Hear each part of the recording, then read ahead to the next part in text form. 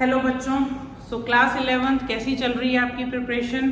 तो चलिए देखते हैं सीक्वेंस सीरीज का part 16 question number 28 which is again a very important question. जरूर से इस क्वेश्चन को करके जाइएगा अगर आपके एग्जाम में ये चैप्टर आ रहा है। चलिए देखते हैं क्वेश्चन क्या है। The sum of two numbers is 6 times their geometric mean. Previous question में मतलब क्वेश्चन नंबर 27 में मैंने आपको ज्योमेट्रिक मीन का फॉर्मूला दिया था और हमने उसके ऊपर बेस्ड एक क्वेश्चन भी किया था। तो अब ज्योमेट्रिक मीन के ऊपर ही ये दूसरा क्वेश्चन है कि दो नंबर्स हैं, नंबर्स हम लेट कर लेंगे एक्स एंड वाई या फिर ए एंड बी, और इन दोनों ही नंबर्स का जो सम है वो ज्योमेट्रिक मीन के 6 टाइम्स के बराबर है। तो पहले लिखते हैं क्या गिवन है हमें क्वेश्चन में। हमें क्वेश्चन में कुछ इस तरीके से स्टेटमेंट दी हुई है, मैं इसे स्टेटमेंट फॉर्म में लिख देती हूँ। तो ये है लेट नंबर्स, सबसे पहले लेट करते हैं numbers be x and y. अब इन दोनों नंबर्स का जो सम है that is 6 times of geometric mean.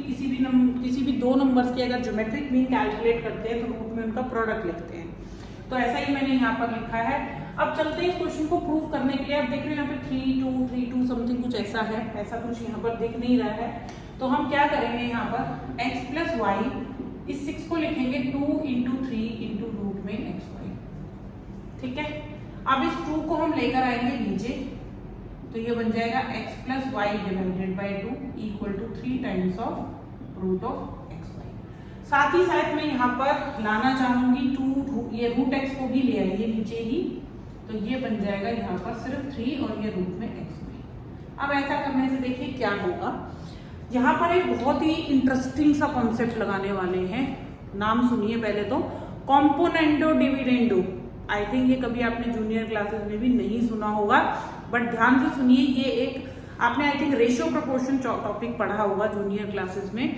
Ratio proportion से ही ये रिलेटेड है। और क्या है ये थोड़ा सा यहाँ पर समझते हैं। देखिए फॉर एग्जाम्पल ए और बी के बीच में वही रेशियो है जो सी और डी के बीच में है। ये आपने पढ़ा होगा कि दो रेशियोज जब इक्वल होते हैं तो वो प्रोपोर्शनेट कहलाते हैं, मतलब ए बी सी और डी प्रोपोर्शनेट है। ऐसा ही कुछ लिखते थे ना हम जूनियर क्लास में। प्रोपोर्शन की जगह वो 4 डॉट्स आया करते थे, बट इक्वल टू लिख सकते हैं। अब इसमें मैंने क्या करा, ए और बी को ऐड करा, फिर ए और बी को माइनस करा, सी और डी को ऐड करा, सी और डी को ऐड। क्या कर दिया, ऐसा क्या कर दिया मैंने, ये देखिए ध्यान से। यहाँ मैंने क्या किया, इन दोनों को ऐड किया। That is called componendo. Componendo क्या कहता है कि आप अपने रेशियो की दोनों टर्म्स को ऐड करिए, न्यूमरेटर में लिख दीजिए, डिनोमिनेटर में कोई बदलाव नहीं करना। कॉम्पोनेंडो की बात कर रही हूँ। और डिविडेंडो कहता है कि दोनों को माइनस करिए और डिनोमिनेटर में लिख दीजिए, दैट इज डिविडेंडो। अगर मैं दोनों को एक साथ लगाती हूँ, मतलब कॉम्पोनेंडो एंड डिविडेंडो दोनों, तो दोनों टर्म्स को मतलब ए और बी को मैंने ऐड किया, न्यूमरेटर में लिखा, ए और बी को माइनस करा, डिनोमिनेटर में लिख दिया। तो कॉम्पोनेंडो एंड डिविडेंडो मैंने एक साथ लगा दिया। अब आप कहोगे कि इसकी जरूरत क्या थी। जरूरत तो देखो यहाँ समझ में आएगी। दूसरा कि ये मैंने कॉम्पोनेंडो डिविडेंडो लगाने से क्या कोई इफेक्ट पड़ता है, क्या आपका रेशियो या जो प्रोपोर्शन आप पहले दिखाते क्या वो फर्क पड़ेगा, नहीं, उसमें कोई इफेक्ट नहीं पड़ता है। दैट इज कंप्लीटली वही सेम चीज आ जाएगी, मतलब इफेक्ट नहीं पड़ता है। तो आपने देखा होगा कई बार स्क्वायरिंग कर देते हैं हम दोनों साइड, किस लिए करते हैं, कैलकुलेशंस करने के लिए। तो वही ऐसा ही कुछ यहाँ पर मेरे पास कोई रास्ता नहीं था देखिए सॉल्व करने के लिए, तो मैंने ये ऑप्ट किया है। मैं यहाँ पर लिख के दिखा देती हूँ, कॉम्पोनेंडो एंड डिविडेंडो। ठीक है, तो इसको याद रखिएगा। बहुत ज्यादा जगह ये यूज नहीं होता है, बट ये यहाँ पर यूज हो रहा है तो आपको पता होना चाहिए। 3 को हम लिख देंगे 3/1। आप देख सकते हो यहाँ पर भी दो फ्रैक्शन ही बन रहे हैं। मैं ये लगाऊंगी यहाँ पर, तो ये बनेगा x plus y plus 2 root x y, नीचे बनेगा x plus y minus 2 root x y, और इधर 3 plus 1 and 3 plus 1। I hope जो मैंने यहाँ कॉन्सेप्ट समझाया उसको मैंने यहाँ अप्लाई किया, आपको क्लियर हो गया होगा। तो बढ़ते हैं आगे, क्वेश्चन को और आगे सॉल्व करते हैं। देखिए तो इसको आगे करने के लिए अब हम इसे थोड़ा सिंप्लीफाई करेंगे और हम अपनी 9 की कुछ आइडेंटिटीज का भी यहाँ पर यूज करने वाले हैं। अगर आप ध्यान से देखें तो इस x को हम लिख सकते हैं रूट x का होल स्क्वायर, सिमिलरली y को रूट y का whole square, and already I am having 2 root x y। Similarly नीचे लिखेंगे रूट एक्स का होल स्क्वायर एक्स को, रूट वाई का होल स्क्वायर वाई को, और ये हो जाएगा 4/2। 3 + 1 4, 3 - 1 2। ऊपर आपके पास आइडेंटिटी बनेगी root x plus root y का whole square, because it is a square b square 2ab, a square b square minus 2ab, नीचे माइनस की आइडेंटिटी बनेगी,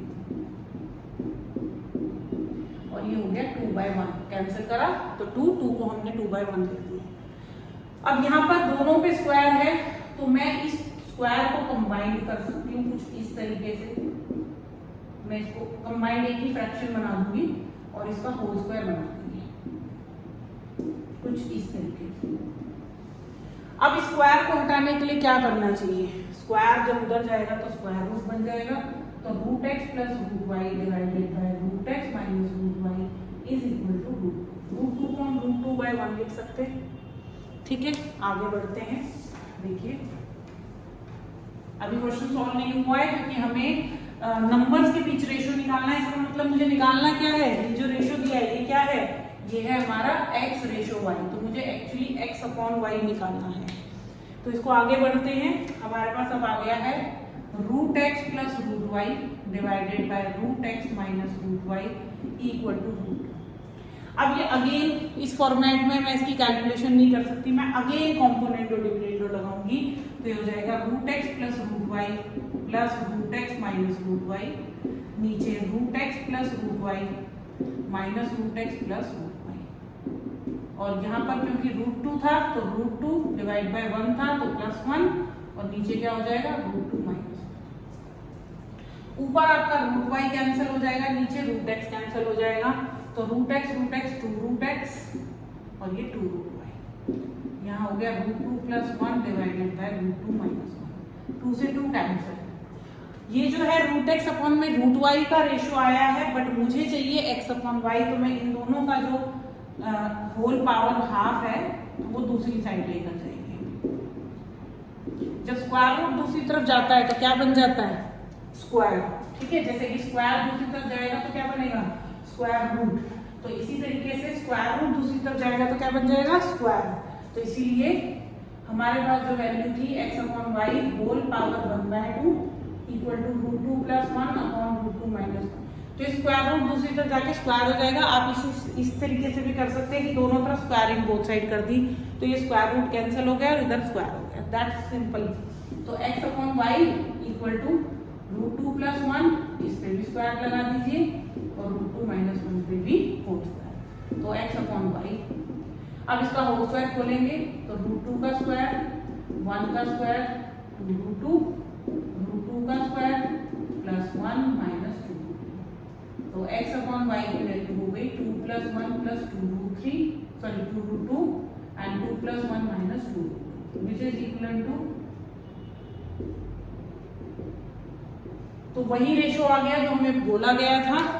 हमने यहाँ पे जो बेस कॉन्सेप्ट, जो आज का की कॉन्सेप्ट था इस क्वेश्चन का, वो था कॉम्पोनेंट ऑफ डिविडेंड, जिसको मैंने इस क्वेश्चन में 2 बार यूज किया है।